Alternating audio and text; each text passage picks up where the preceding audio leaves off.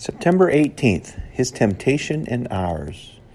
We do not have a high priest who cannot sympathize with our weaknesses, but was in all points tempted as we are, yet without sin. Hebrews 4:15. His temptation and ours, September 18th, from My Utmost for His Highest by Oswald Chambers. Until we are born again, the only kind of temptation we understand is the kind mentioned in James 1:14. Each one is tempted when he is drawn away from his own desires and enticed. But through regeneration, we are lifted into another realm where there are other temptations to face, namely the kind of temptations our Lord faced. The temptations of Jesus had no appeal to us as unbelievers because they were not at home in our human nature.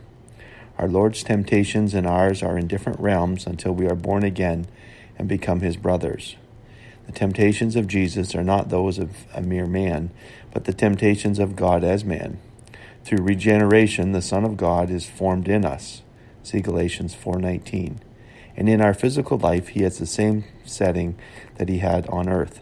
Satan does not tempt us just to make us do wrong things.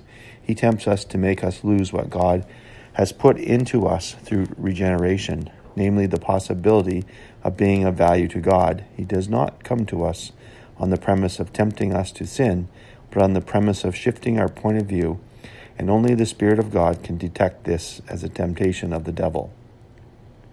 Temptation means a test of the possessions held within the inner spiritual part of our being by a power outside us and foreign to us.